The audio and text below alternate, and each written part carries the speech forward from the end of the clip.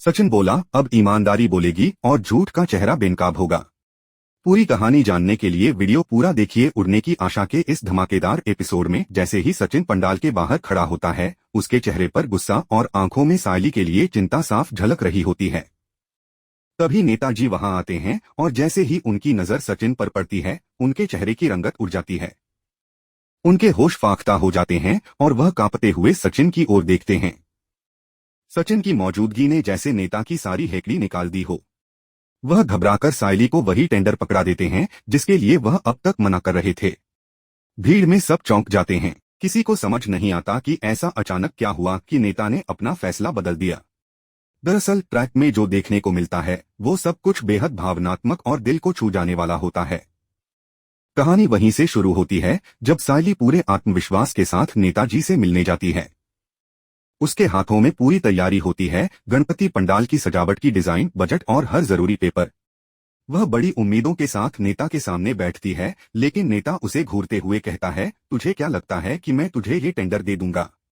तुझे यहाँ तक आने की इजाजत कैसे मिली? सायली थोड़ा सकपका जाती है, लेकिन हिम्मत नहीं हारती। वह कहती है, मैंने मेहनत की है, मेरे पास सब प्लानिंग है, मैं इस बार गणपति पंडाल की सजावट जरूर करूंगी। नेता हंसकर तंज कसता है, इतनी जल्दी सपने मत देख, इस शहर में कॉन्ट्रैक्ट पैसे और ताकत से मिलते हैं, तेरी मेहनत से नहीं। सायली वहां से बाहर तो निकलती है, लेकिन उसकी आंखों में आंसू भर जाते हैं। वह अकेले में दीवार के सहारे बैठ जाती है और फूट फूट कर रोने लगती है। उसकी आंखों से जैसे उसका सपना बह रहा हो। वह खुद से बुदबुदाते हुए कहती है, इस बार कितना मन था कि गणपति बाप्पा की सजावट मैं करूं, सब कुछ सोच रखा था मैंने, हर कोना हर रंग, लेकिन इस नेता ने सब कुछ छीन लिया। तभी वहां सचिन आता है। वह सायली की हालत देखकर रुक जाता है। कुछ पल के लिए वह कुछ नहीं कहता, बस सायली की तरफ देखता रहता है। फिर वह धीरे से पूछता है, क्या हुआ तेरे टेंडर का? और सायली की रुलाई और तेज हो जाती है। सायली सचिन को सारी सच्चाई बता देती है, कैसे नेता ने उससे रिश्वत मांगी थी, कैसे उसने उसे बेइज्जत किया, कैसे धमकी दी कि अब कभी भी उसे कोई टेंडर नहीं मिलेगा। सायली कहती है, उसने बोला कि मैं औरत हूँ, औरतों को कॉन्ट्रैक्ट नहीं मिलते, और अगर मैंने ज्यादा कोशिश की तो वो मेरा सारा धंधा बंद करवा देगा। ये सुनते ही सचिन का गुस्सा जैसे काबू से बाहर हो जाता है। उसका चेहरा तमतमा जाता है, आंखें लाल हो जाती हैं और वह बिना कुछ बोले वहां से उठकर चल देता है। सायली उसे रोकने की कोशिश करती है, सचिन प्लीज कुछ मत करना, मैं संभाल लूंगी, लेकिन सचिन पीछे मुड़कर भी नहीं देखता। ट्रैक में दिखाया जाता है कि सचिन अपने कुछ दोस्तों को इकट्ठा करता है, सबको सारी बात बताता है और फिर सब मिलकर नेता के पास जाते हैं।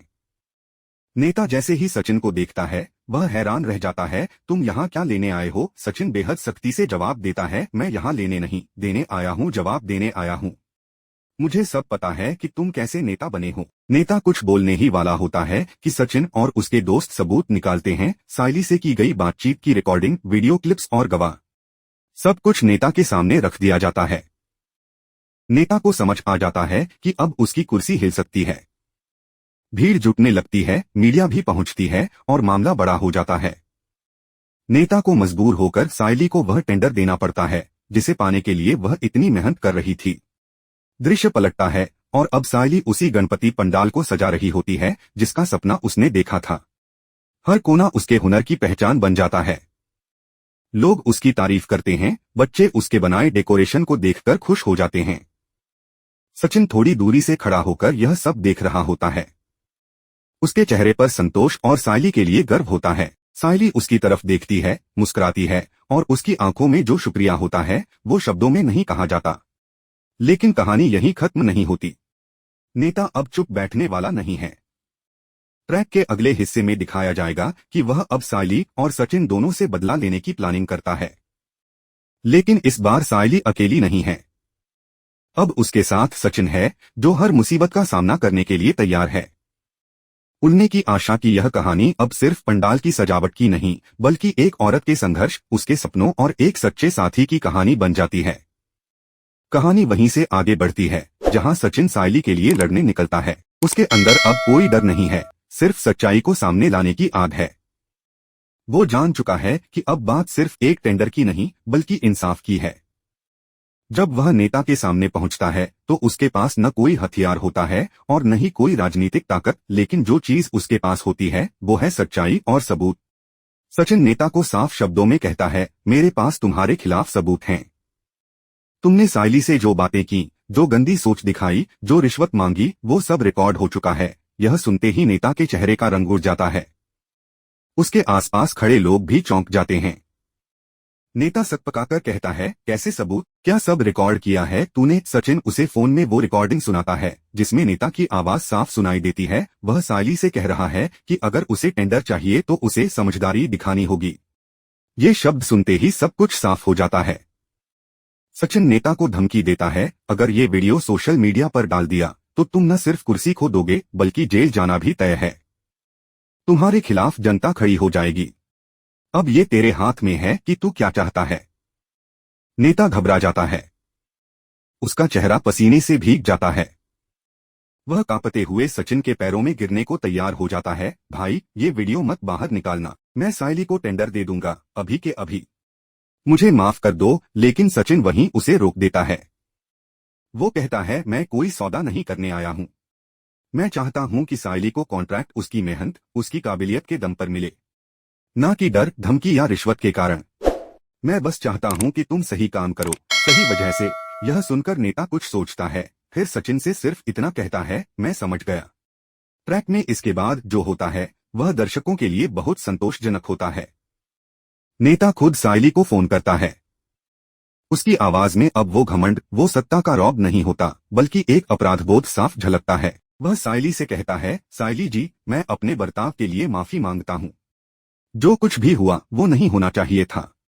इस बार का गणपति पंडाल का टेंडर आपको ही दिया जाएगा और मैं उम्मीद करता हूं कि आप हमारी सोसाइटी को सबसे खूबसूरत पंडाल दे पाएंगी। सायली पहले तो चुप रहती है, लेकिन फिर जवाब देती है, मैं अपनी मेहनत से नाम कमाना चाहती हूं। ये टेंडर मेरे लिए सिर्फ एक काम नहीं, मेरे आत्मसम्मान की बात है। इस पूरे घटनाक्रम के बाद सायली अपने काम में लग जाती है। अब उसके अंदर एक अलग आत्मविश्वास होता है। वो जान चुकी है कि अब उसे कोई नहीं रोक सकता, क्योंकि अब उसका साथ देने वाला सचिन जैसा इंसान उसके साथ खड़ा है। वह दिन रात मेहनत करती है, पंडाल की डिजाइन में कुछ नया करती है जो आज तक किसी ने नहीं देखा था। वो रंग, वो सजावट, वो थीम, हर एक चीज दर्शाती है कि ये काम किसी साधारण इंसान का नहीं बल्कि एक कलाकार का है। उसी पंडाल में नेता भी आता है, मीडिया भी आती है और हर कोई सायली की तारीफ करता है। लोग कहते हैं, इस साल का सबसे सुंदर पंडाल यही है। सचिन थोड़ी दूर खड़ा ये सब देख रहा होता है और उसके चेहरे पर वो मुस्कान होती है जो सिर्फ तब आती है जब आप किसी को उसका हक दिलाकर देखते हैं। कहानी के अंत में आता है एक और बड़ा धमाका।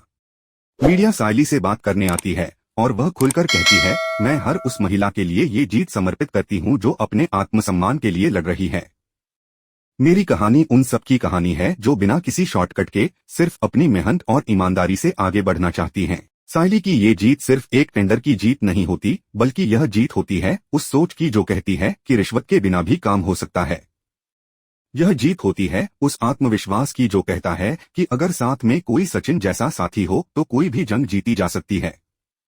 यह कहानी अब सिर्फ पंडाल की सजावट की नहीं, बल्कि ईमानदारी, हिम्मत और इंसाफ की लड़ाई बन चुकी है। सचिन और सायली की ये जोड़ी अब नई शुरुआत करने वाली है। जिस शहर ने उन्हें नजरअंदाज किया था, अब वही शहर उनकी मेहनत की गूंज सुन रहा है। नेता का नकली रुतबा अब खत्म हो चुका है और उसकी जगह अब सच्चाई की आवाज ने ले ली है। शो उड़ने की आशा अब एक और मोड़ की तरफ बढ़ रहा है, जहां आने वाले एपिसोड्स में सायली के सामने फिर नई चुनौतियां आएंगी। लेकिन अब फर्क इतना है कि वह अकेली नहीं है। उसके साथ है उसका आत्मबल, उसका हुनर और सचिन का साथ।